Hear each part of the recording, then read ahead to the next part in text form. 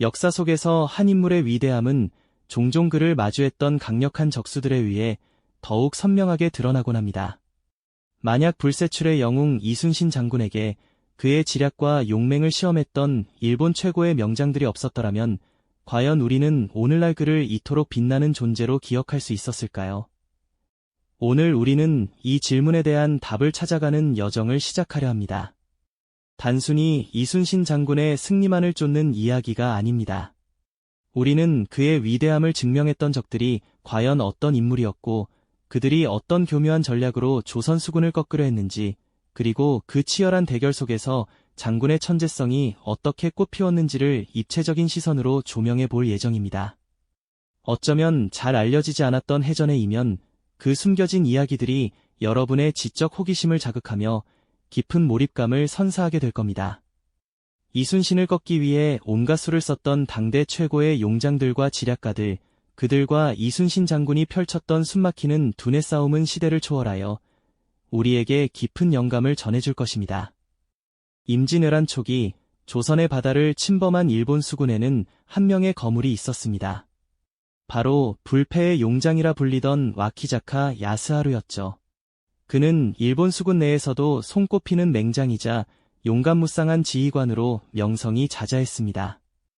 그의 군대는 육지에서 파죽지세로 진격하는 일본 육군에 발맞춰 조선의 바다를 유린하며 승승장구하고 있었고요.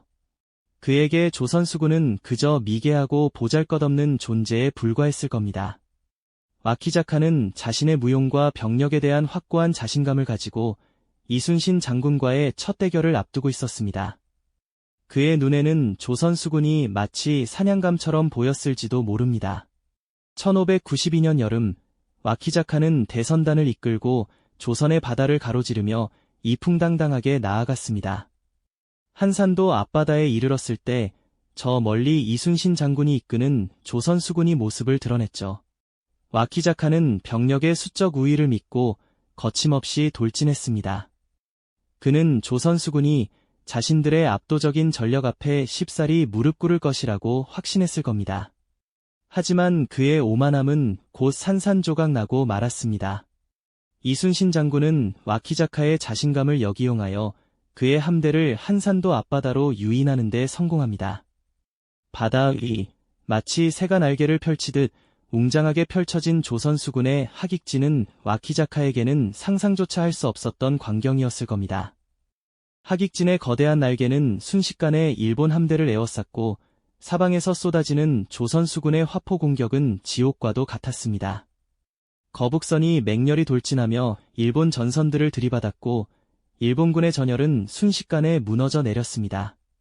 불타오르는 전선들, 침몰하는 배들, 아비규환의 아우성으로 한산도 앞바다는 거대한 무덤으로 변해갔습니다. 와키자카는 생전 처음 겪는 압도적인 패배 앞에 망연자실할 수밖에 없었을 겁니다.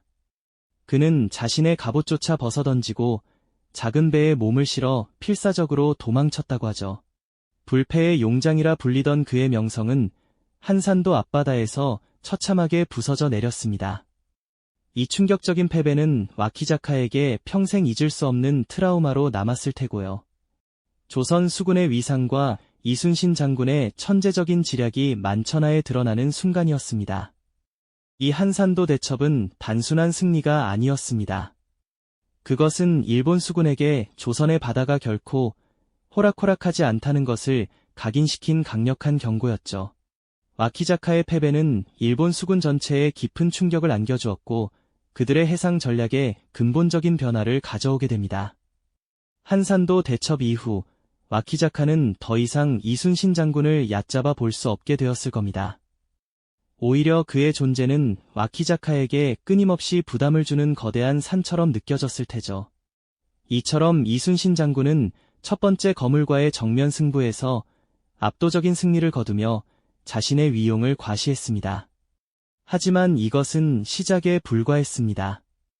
조선의 바다를 지키기 위한 이순신 장군의 고독하고도 치열한 싸움은 이제 막 닻을 올렸을 뿐이었으니까요.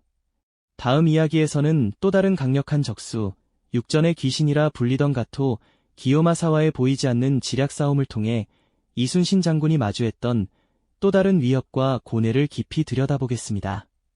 네, 지난 시간에 이순신 장군이 첫 번째 거물과의 대결에서 승리했지만 그의 앞에는 아직 더 강력한 적수들이 기다리고 있었다는 말씀을 드렸죠.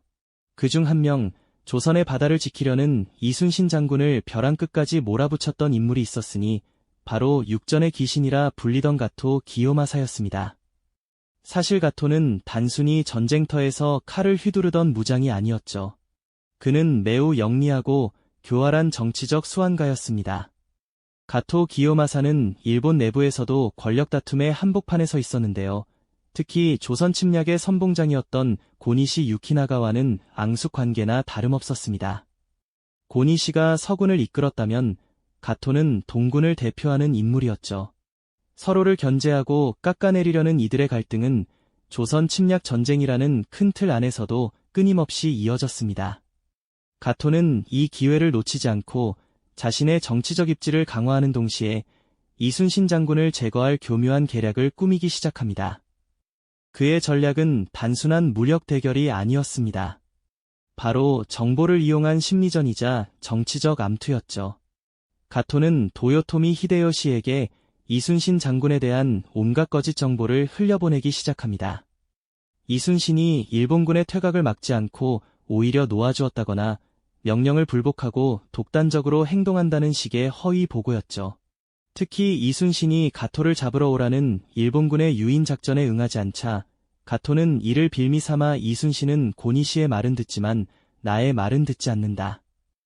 조선 수군은 일본군을 두려워하고 있다는 식으로 교묘하게 상황을 왜곡했습니다. 이러한 가토의 치밀한 모략은 결국 도요토미 히데요시의 귀에까지 들어가게 되고 히데요시는 격노합니다. 그리고 이순신 장군에게 소환 명령을 내리게 되죠. 하지만 이순신 장군은 그들의 계략임을 직감하고 소환에 불응합니다. 이미 일본군의 거짓 정보에 속아 함정에 빠질 것을 우려했던 것이죠. 하지만 이것은 오히려 가토의 계략에 힘을 실어주는 결과가 되어버립니다. 결국 이순신 장군은 조정의 명령 불복종과 적에 대한 소극적 태도 등을 이유로 체포되어 한양으로 압송됩니다. 압송된 이순신 장군에게는 끔찍한 고문과 함께 파직이라는 비극이 닥쳐왔죠. 그가 그토록 목숨 걸고 지켜왔던 조선 수군의 통수권은 무능한 원균에게 넘겨지고 맙니다. 그리고 이순신 장군은 모든 관직을 박탈당한 채 백의종군, 즉 평범한 백의 차림으로 전쟁터에 다시 나서는 비참한 상황에 처하게 됩니다. 그가 이루어낸 모든 영광이 한순간에 물거품처럼 사라지는 듯한 참으로 고통스러운 시간이었을 겁니다. 그리고 이순신 장군이 없는 조선 수군은 그야말로 속수무책으로 무너져 내리고 맙니다. 1597년 칠천량 해전에서 원균이 이끄는 조선 수군은 일본 수군에게 대패하며 거의 전멸에 가까운 참담한 결과를 맞이합니다. 불과 1년 전까지 세계 최강을 자랑하던 조선 수군이 단 한 번의 전투로 풍비박산 나버린 것이죠. 수많은 전선이 불타고 2만여 명에 달하는 수군 병사들이 희생되었으며 조선의 바다는 다시금 일본의 소나기에 놓일 위기에 처합니다. 칠천량 패전 이후 조선 수군은 폐허나 다름없었습니다. 남아있는 배는 겨우 12척, 병사들은 뿔뿔이 흩어져 도망쳤으며 사기는 땅에 떨어져 있었습니다. 이 모든 비극의 뒤에는 가토 기요마사의 치밀한 정치적 술책이 있었던 것이죠. 이순신 장군은 단순히 적장과의 전투에서 승리하는 것 외에도 이처럼 보이지 않는 곳에서 자신을 노리는 음모와 싸워야만 했습니다. 그의 고뇌와 절망은 과연 얼마나 깊었을까요?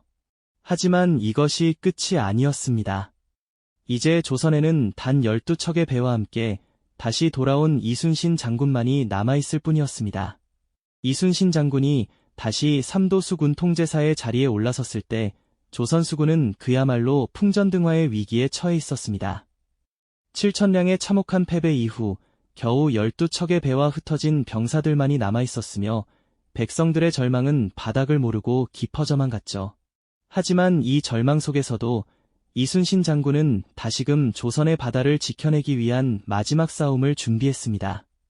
그리고 그 싸움의 한복판에는 앞서 만났던 와키자카나 가토와는 또 다른 의미로 이순신 장군의 전술과 심리를 가장 깊이 이해하고 있었던 적장, 도도 다카토라가 있었습니다. 그는 이순신 장군에게 가장 경계해야 할 침묵의 암살자 같은 존재였죠. 도도 다카토라를 단순히 용맹만을 내세우는 무장으로만 치부하기는 어렵습니다. 그는 여러 차례 이순신 장군과 맞서 싸우면서 단순히 힘과 병력으로만 겨루는 것이 아니라 상대의 전략적 의도와 심리적 약점을 읽어내는데 탁월한 능력을 보여주었습니다. 마치 노련한 바둑기사가 상대의 수를 몇 수 앞서 내다보듯 도도는 이순신 장군의 모든 전술적 패턴과 행동 방식을 꿰뚫어 보려 했었죠. 그의 눈에는 이순신 장군의 움직임 하나하나가 곧 거대한 승패를 가르는 중요한 그림의 한 조각으로 보였을 겁니다. 이러한 깊은 통찰력 때문에 도도는 이순신 장군에게 가장 위협적이면서도 흥미로운 적수 중 한 명으로 기억됩니다. 명량해전은 바로 도도 다카토라의 치밀한 예측과 이순신 장군의 범접할 수 없는 천재성이 정면으로 격돌한 숨막히는 격전지였습니다. 도도는 이순신 장군의 전술을 철저히 분석하며 나름의 해법을 찾았다고 자신했을지 모릅니다. 하지만 명량의 좁고 험준한 물길은 그 어떤 사전 예측도 불허하는 거대한 변수였습니다. 예측 불가능하게 요동치는 거친 조류와 맹렬한 회오리 속에서 이순신 장군은 마치 살아있는 신처럼 그 모든 자연의 힘을 아군에게 유리한 전술로 완벽하게 활용했습니다. 고작 12척의 배로 수백 척에 달하는 일본 수군을 격퇴하는 기적을 만들어낸 것이죠. 그 전투의 중심에는 도도 다카토라가 이끄는 함대가 있었고 그는 자신의 전략적 통찰력이 산산조각나는 충격을 가장 가까이에서 가장 뼈저리게 경험해야만 했습니다. 그의 전함은 격침되었고 도도는 간신히 목숨만 건져 도망쳐야 했습니다. 이순신 장군의 위대함을 그 누구보다 생생하게 깨달은 적장이 바로 도도 다카토라였던 셈입니다. 하지만 도도 다카토라는 명량에서의 쓰라린 패배를 단순히 좌절로 받아들이지 않았습니다. 그는 그 경험을 교훈 삼아 이순신 장군을 정면 승부로 꺾는 것이 불가능하다면 다른 방식으로 제거해야 한다는 냉철한 결론에 도달했을 겁니다. 그리고 그의 이러한 치밀한 계산은 결국 임진왜란의 마지막을 장식하는 노량해전에서 비극적인 결과로 이어지고 맙니다. 노량해전에서 도도는 직접적으로 이순신 장군에게 총탄을 발사하지는 않았지만 그의 기획은 이순신 장군을 위험한 상황으로 유인하는 데 결정적인 역할을 수행했습니다. 일본 수군은 조선 수군을 좁은 수로로 깊숙이 끌어들이기 위해 퇴각하는 척하며 교묘한 유인 작전을 펼쳤습니다. 이순신 장군은 비록 이들의 꼼수를 어느 정도 간파했을 수도 있지만 완전한 섬멸을 눈앞에 둔 적들을 그냥 돌려보낼 수는 없었을 겁니다. 마지막까지 적을 소탕하려는 강한 의지와 책임감이 그를 추격하게 만들었죠. 그리고 바로 그 순간 어둠 속에 매복해 있던 일본군의 총탄이 이순신 장군의 가슴을 꿰뚫고 맙니다. 도도 다카토라의 치밀한 전략은 결국 이순신 장군의 죽음이라는 비극적인 결말을 가져온 간접적인 원인이 된 것이죠. 그는 단순히 무력을 앞세우는 장수가 아니라 이순신 장군의 심리와 전술을 파고들어 치명적인 약점을 노렸던 침묵의 암살자와 같았습니다. 이순신 장군은 그렇게 조국의 바다를 지켜내려는 마지막 순간 자신을 가장 잘 이해했던 적장의 그림자 속에서 영원히 쓰러지게 됩니다. 그의 죽음은 단순한 개인의 비극을 넘어 전쟁의 승리를 위한 숭고한 헌신이자 조선의 앞날을 위한 마지막 희생이었음을 우리는 영원히 기억해야 합니다. 이순신 장군의 마지막 숨결이 닿았던 노량의 바다는 그렇게 한 영웅의 비극적인 종말이자 동시에 조선의 위대한 승리를 알리는 숭고한 무대가 되고 맙니다. 그가 남긴 나의 죽음을 알리지 말라는 유언은 단순한 명령을 넘어선 최후의 순간까지 병사들의 사기를 지키고 전투를 승리로 이끌려는 불굴의 의지였죠. 조국을 향한 무한한 사랑과 책임감이 담긴 절규와도 같았습니다. 그의 죽음은 개인의 비극을 넘어 기나긴 전란의 종지부를 찍는 결정적인 희생이자 조선의 앞날을 위한 가장 위대한 헌신으로 역사에 기록되었을 겁니다. 우리는 그의 마지막 순간을 기억하며 전쟁의 승리가 얼마나 숭고한 대가로 이루어졌는지를 다시 한번 깨닫게 되죠. 이 순간 이순신 장군의 삶과 죽음은 조선이라는 국가의 운명을 바꾼 거대한 드라마의 정점이었습니다. 이처럼 이순신 장군의 위대함은 그가 거둔 승리 자체에만 있는 것이 아니었습니다. 오히려 그를 더욱 빛나게 만들었던 것은 다름 아닌 그를 꺾기 위해 온갖 지략과 무력을 동원했던 당대 일본 최고의 용장들이었죠. 와키자카 야스하루의 오만함이 하객진 앞에서 산산조각나고 가토 기요마사의 잔혹한 계략이 이순신의 불굴의 의지 앞에 좌절되며 도도 다카토라의 치밀한 유인 작전이 결국 비극적인 최후로 이어지는 모든 대결 속에서 이순신 장군의 천재적인 리더십과 전략적 통찰력은 더욱 선명하게 빛을 발했습니다. 마치 거대한 산맥이 없었다면 깊은 계곡도 존재하지 않았을 것처럼 강력한 적들이 있었기에 이순신이라는 압도적인 영웅의 존재도 지금처럼 우리의 가슴을 울리고 깊은 영감을 줄 수 있었던 거죠. 오늘날 우리는 이순신 장군과 그를 둘러쌌던 적수들의 이야기를 단순한 옛 전쟁사로만 받아들여서는 안 될 겁니다. 급변하는 현대 사회 속에서 우리는 때로는 예측 불가능한 거대한 파고를 마주하기도 하고 때로는 복잡한 난국 앞에서 길을 잃기도 하죠.